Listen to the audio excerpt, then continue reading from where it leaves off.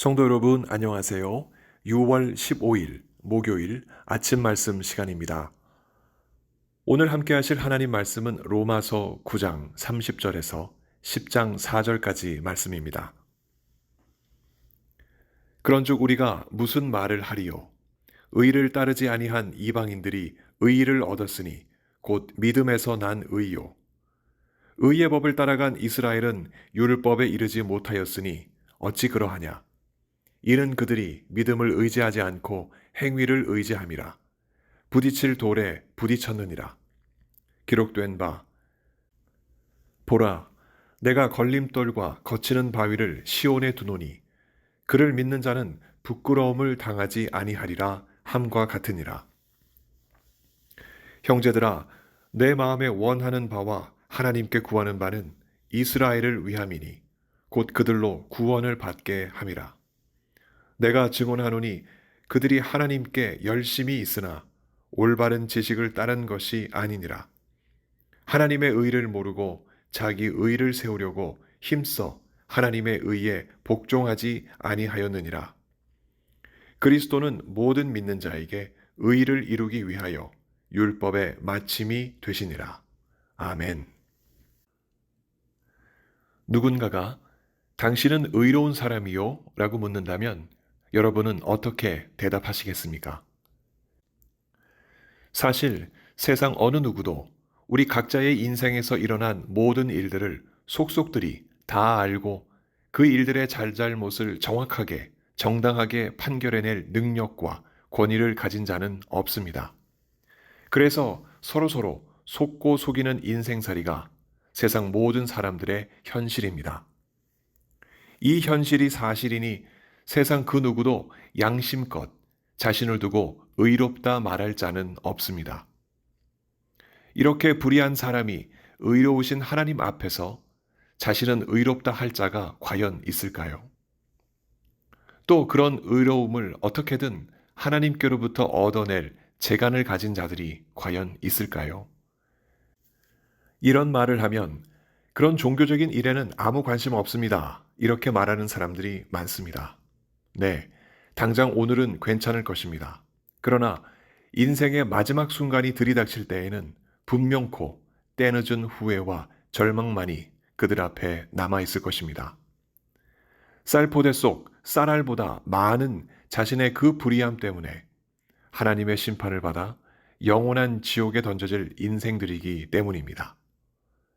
내 속에 불의함이 있다면 나 역시도 그 심판받을 인생들 중 하나일 것임에 틀림없습니다. 그러면 그 불의함을 버리고 의로움을 얻어낼 길은 과연 있을까요? 네, 있습니다. 그러면 그 길은 과연 무엇일까요? 바울은 그 길을 오늘 본문에서 말합니다. 하나님의 의를 선물로 받을 수 있는 그 길은 과연 무엇일까요? 먼저 바울은 하나님께서 그 길을 열어주시기 위해 그 길을 예비하고 준비해주는 길잡이가 있었음을 말합니다. 그것은 바로 율법입니다. 이 율법은 바울이 표현하듯 의의 법, 의의 율법입니다. 의로우신 하나님이 자신의 의로움을 가득 담아 이스라엘 백성들에게 주셔서 그들이 그 율법을 지킴으로써 의로우신 하나님을 닮아갈 수 있도록 허락하신 참으로 의로운 법률입니다. 이 의의 율법을 받은 이스라엘 백성들은 어떻게 그 율법 앞에서 살아왔을까요? 그들은 분명코 하나님께 열심을 품고 율법의 규정을 지키려고 열정을 다해 살아왔습니다. 제사 규정과 행위 규정, 생활 규정 등을 담은 613가지의 세부 규정을 하나도 어기지 아니하려고 많은 이스라엘 사람들이 노력하며 살아왔습니다. 그러한 그들의 모습은 오늘날도 마찬가지입니다. 이스라엘 통곡의 벽 앞에서 그들만의 독특한 의상을 입고 모세 오경을 외우며 머리를 앞뒤로 흔들고 기도하는 이스라엘 사람들의 모습을 우리는 방송을 통해서 쉽게 볼 수 있습니다.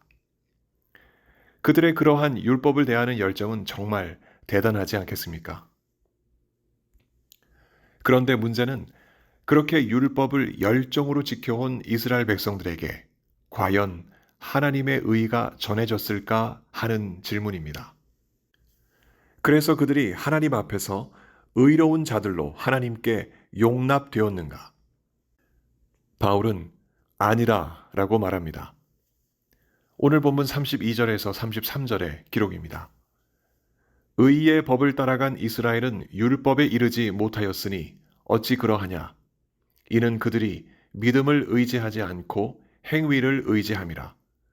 부딪힐 돌에 부딪혔느니라. 기록된 바 보라 내가 걸림돌과 거치는 바위를 시온에 두노니 그를 믿는 자는 부끄러움을 당하지 아니하리라 함과 같으니라. 의의 율법을 대하는 이스라엘의 태도를 한번 보십시오. 그 중심은 하나님을 믿는 믿음으로 율법을 지키는 것이 아니라 자신들의 의지적 행위로 율법 앞에 당당하려고 했던 데에 있습니다. 무엇이 잘못된 것일까요? 하나님께 대한 열심이 있어서 율법을 열정적으로 의지를 갖고 따른 것이 무슨 잘못일까요? 바울은 이를 두고 이것이 잘못이라 말합니다. 10장 2절에서 3절의 기록입니다. 그들이 하나님께 열심이 있으나 올바른 지식을 따른 것이 아니니라.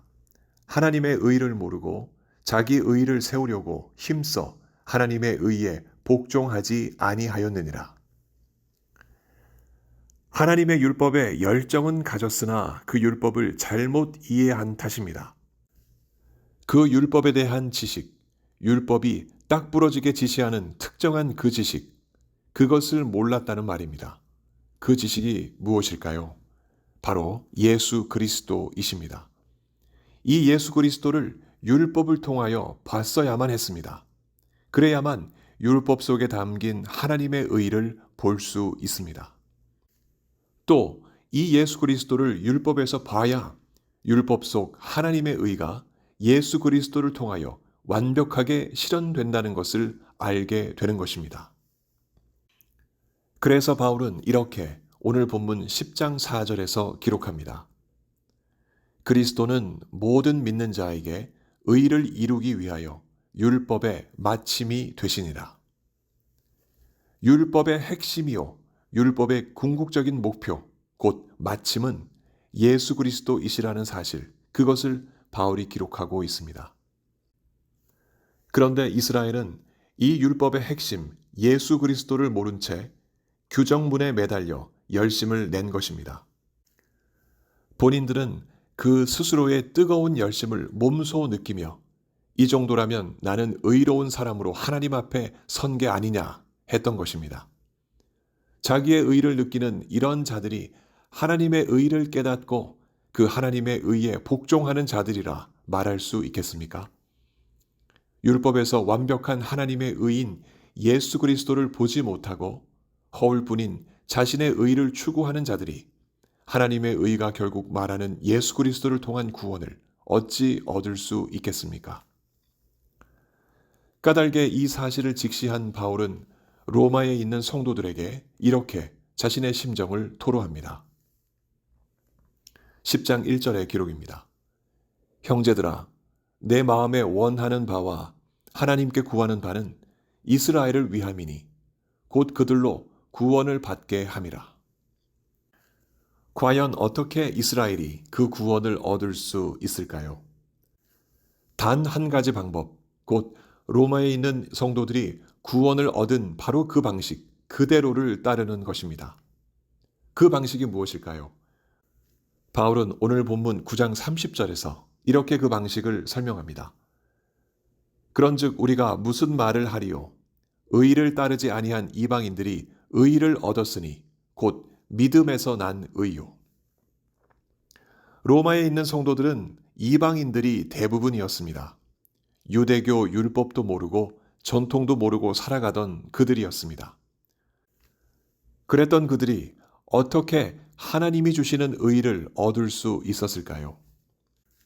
다름 아닌 예수 그리스도를 믿는 믿음에서였습니다. 율법의 마침이신 예수님을 믿음으로 얻게 되는 의야말로 죄인이 의인이 되어서 하나님 앞에 설 수 있는 유일무이한 길입니다. 하나님의 의를 얻을 수 있는 이 유일한 길을 놔두고 그 언저리를 빙글빙글 겉돌지 말고 이제는 이 길 안으로 이스라엘이 들어서기를 바울은 간절히 바랬던 것입니다. 다른 한편 이런 바울의 소원은 이미 이 길에 들어선 로마에 있는 성도들에겐 어떤 의미로 들렸을까요? 이 길에서 이탈하지 말고 정진하기를 호소하는 그 의미가 아니었을까요? 그런 뜻에서 이스라엘 사람들이나 로마에 있는 성도들이나 또 오늘 이 시대를 살아가고 있는 우리들에게나 바울이 전하는 이 말씀은 하나님의 말씀입니다. 10장 4절입니다. 그리스도는 모든 믿는 자에게 의를 이루기 위하여 율법의 마침이 되시니라. 성도 여러분, 우리는 오늘 하나님 앞에서 의로운 자로 살아가고 있습니까? 우리의 언행 심사를 보면 택도 없는 일입니다. 그러나 예수 그리스도를 의지하는 믿음으로 보면 우리는 그 믿음 덕분에 하나님 앞에 의인입니다. 여기에는 우리의 아무런 공로도 행위도 작용하지 않습니다.